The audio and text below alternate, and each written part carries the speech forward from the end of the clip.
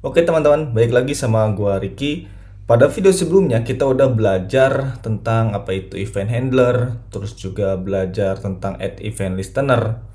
Pada video kemarin kita belajar itu mengenai on click gitu ya, event kita punya mouse, kita klik, itu on click, terus kita misalkan nanti punya ngeklik ke keyboard gitu ya, typing, nah itu bisa juga dibaca si eventnya gitu.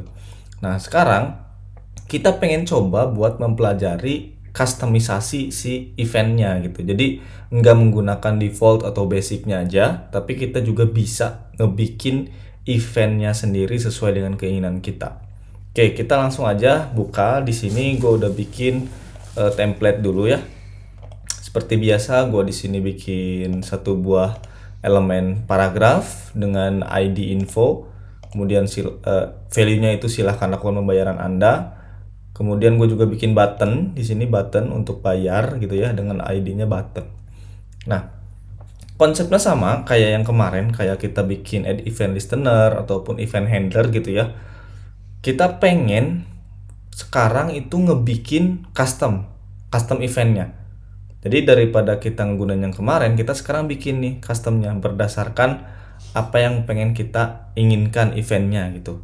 Eventnya tuh bisa apa aja namanya sesuai dengan yang kita pengen lah intinya gitu. Nah, step yang pertama kita perlu untuk ngebikin eventnya. Nah, di codingannya kita bisa dengan nambahin di sini kita bikin variabel untuk menyimpan si eventnya. Contohnya di sini gue pengen bikin eventnya itu misalkan kita pengen ngeganti infonya nih. Jadi misalkan nih di sini kan silakan lakukan pembayaran Anda. Gue pengen ketika di klik bayar nanti si teks di paragraf ini tuh akan ganti. Misalkan terima kasih Anda sudah membayar gitu.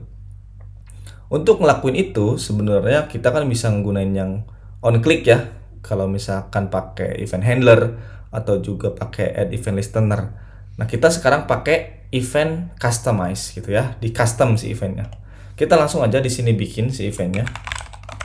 Change info. Jadi di sini gue bakal bikin variabel change info. Di change info ini gue bikin si eventnya ya, new event.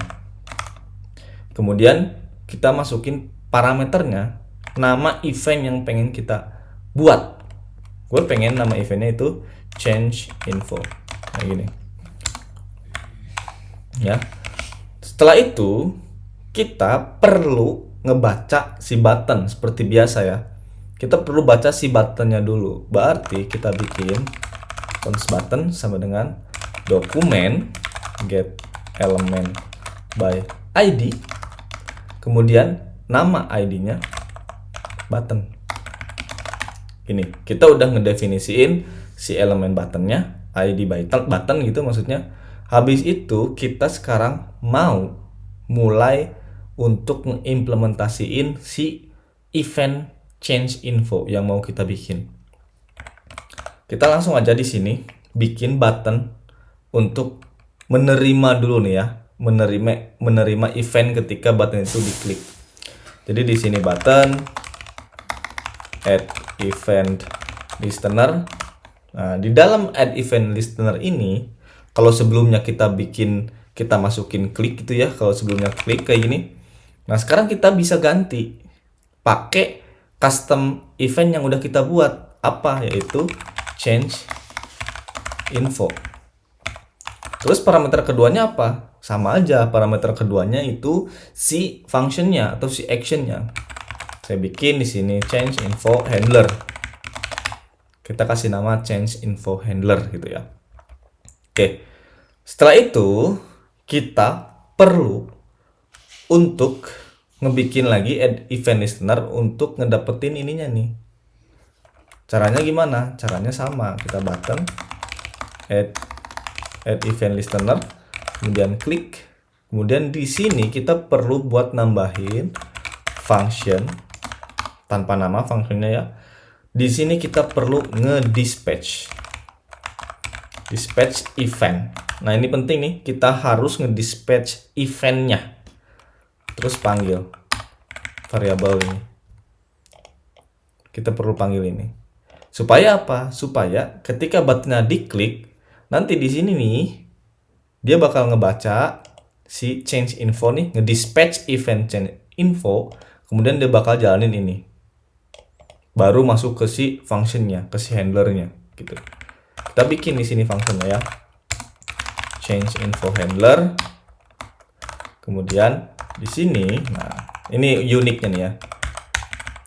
Saya coba tambahin satu parameter E nih ya. Kita coba konsol dulu nih. Console.clock E. Nah, di sini agak unik nih ya. Uniknya kenapa? Karena di sini kita nggak ngasih parameter apapun ya. Kita manggil fungsinya itu nggak pakai parameter apapun. Tapi di sini kita bisa baca satu parameter. Gimana? Kita coba langsung aja jalanin ya. Kita refresh. Buka konsol. Inspect. Bagian konsol diklik. Kalau kita klik bayar, berarti dia akan mengakses ke sini nih. Event listener klik. Masuk ke line 32. Akan ngedispatch si eventnya. Event yang mana yang didispatch? Yang change info. Ini kan variabel change info nih dapat dari sini. Ketika di dispatch, nanti dia bakal masuk ke sini nih. Masuk ke event listener yang change info, kemudian nge-trigger atau nge-invoke si change info handler. Nanti change info handler ini baru akan masuk ke sini nih, ke si function ini. Kita coba jalankan, karena kita bakal nge-console log E ya. Bayar. Lihat. Banyak nih yang di print out sama si eventnya, sama si E-nya. Nah, uniknya adalah di sini kita nggak ngepassing apapun nih ke si change info handler ini. Tapi di fungsinya kita bisa dapat satu parameter spesial gitu ya. Namanya itu E. Ini tuh bebas ya, ini bisa mau event ini juga bisa. Itu singkatan aja. Kalau misalkan kita bikin kayak gini juga bisa. Save, refresh, diklik tetap muncul. Jadi nama parameter di sini nggak ngaruh ya, karena ini bakal dibacanya dari sini, dari dalam si bloknya gitu. Oke, kalau kita baca di sini, kita geser ke bawah, ini nanti kita ketemu type nih. Nah, change info. Nih, tuh. Type change info. Bisa dapat dari mana? Bisa dapat dari ini nih, karena kita bikin event baru di sini. Event yang kita bikin sendiri, si change infonya. Makanya kenapa dia bisa ngebaca si browsernya gitu, karena kita udah bikin eventnya sendiri. Gitu ya, mantap. Lanjut lagi nih. Kita kan gak pengen cuman nge-console doang, kita pengen dia itu melakukan sebuah eksekusi code supaya ganti yang tadinya itu infonya silahkan lakukan pembayaran Anda. Kalau si buttonnya diklik, dibayar gitu ya, let's say dibayar, nanti dia akan berubah terima kasih telah membayar gitu. Berarti selanjutnya kita perlu eksekusi si function. Di function ini jangan cuma nge-console log gitu ya, kita perlu untuk nambahin codingannya. Caranya kita perlu ngedapetin apa? Ngedapetin si ID paragrafnya. Nah, di sini ID paragrafnya itu info. Ya, ingat ya. Jadi kita harus ngedapetin dulu identifiernya. Jadi di sini kita bikin lagi atau let info gitu ya. Let info. Kemudian berarti kita dokumen get element by ID. Masukin identifiernya, yaitu info. Setelah kita punya identifiernya, baru kita bisa memanipulasi. Manipulasinya sama, kita bikin aja gini. Info inner text. Ini salah, harusnya gini. Inner text sama dengan kita mau ganti ke apa? Terima kasih sudah membayar. Gitu. Save. Beres. Kita coba di sini refresh. Ketika kita klik, terima kasih sudah membayar. Oke, segitu dulu untuk video kali ini. Kita udah bisa bikin event baru. Caranya itu dengan ngebikin sebuah variabel, kemudian variabel tersebut di assign event. Habis itu kita perlu buat ngebikin event listener buat ngedapetin event yang kita bikin. Di sini case-nya change info.